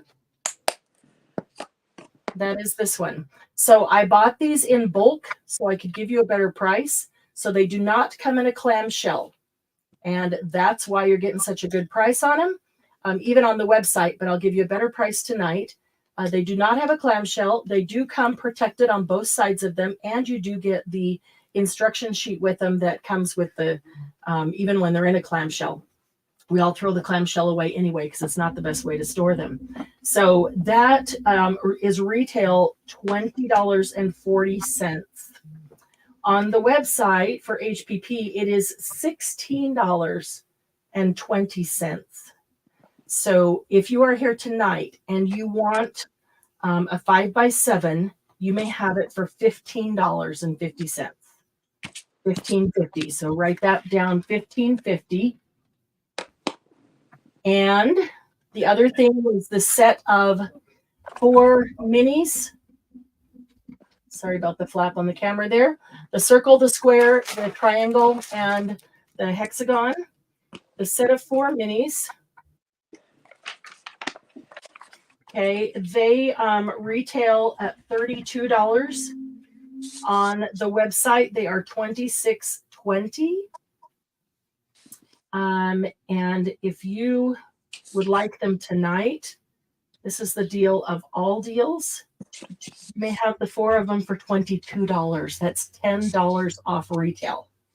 All 4 for $22.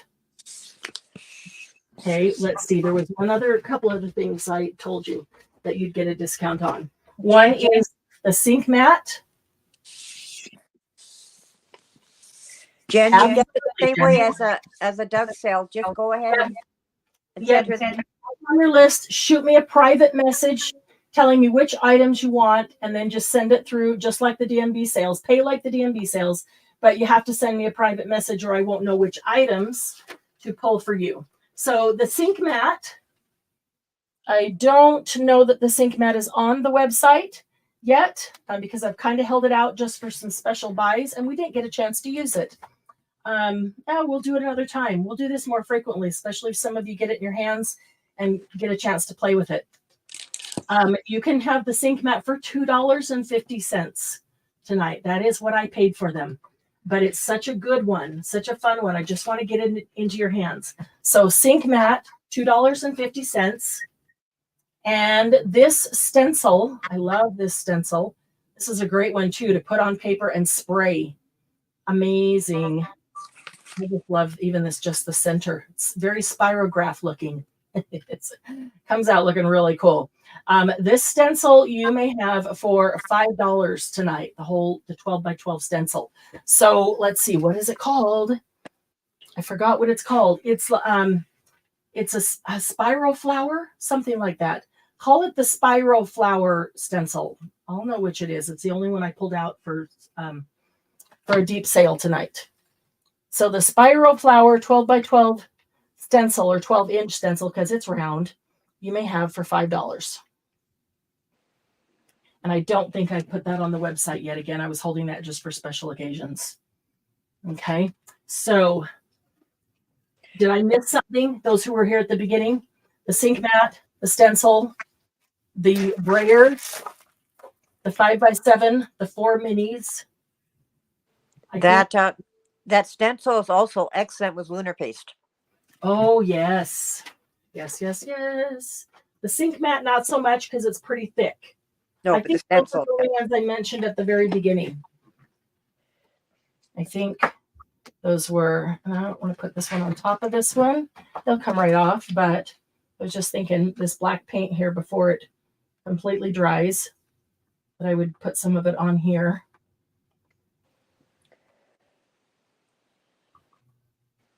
Just let it dry so next time I pick it up.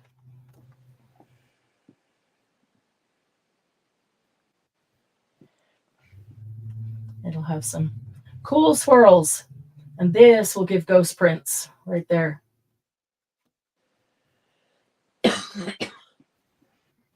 Okay. All right. Any question? Let's see. Yeah, don't want to say what I paid for the 4 I have. I know, Sylvia, my first gel plates were before I started Happy Paper People as well. And yeah, they're expensive. They last forever. They are expensive. They last forever. So the prices I've given you tonight are only for those who are here tonight. And they are great. They are great prices. $10 off of the set of 4. That's amazing. Of course you can, Jen. Yeah, yes. A long time ago, I had a cat sink mat. That's cool. My math is right. That's $52 for one of. That's $52 for one of each. Oh, really? Wow, that is a great price. $52 for the whole thing as a bundle. That's great. Thank you, Jen, for figuring that out. All right. So sorry that DM wasn't able to hang with us because of the power. We are going to have another live Friday night. We'll call it Friday night. We haven't decided exactly what we're going to do yet, but we'll figure that out. Maybe not gel plating, because those of you who want to get one tonight will get a chance to get it in your hands so you can work along with us, and we'll try some basic things to get you started. But I don't know, have to think about that. If there's something in particular you'd like to see, let us know. And we'll come back Friday because we don't have any sales this week. We thought it'd be fun just to have a couple laughing crafts. And oh, good. That'd be awesome, Jen. Would like that. I can't on Saturday because of a family event. So that's why we're doing Friday night. So Wednesday night and Friday night. So that will be awesome. Will there be a jump start on Monday? Let's see. I don't know. I don't have the calendar in front of me. I can't think that far ahead at the moment. No problem. I will find out. I'll know by Friday. I'll Yep. know by Friday. I just know that Saturday is not. So, okay. So we'll see you all here Friday night for some more playtime. Thank you, Glynis. Thank you, DM, for trying. Darn it. We'll get it working next time when we have power. So thanks, everybody. Have a great evening. Love you all. Appreciate you all. We'll see you in the group. Night.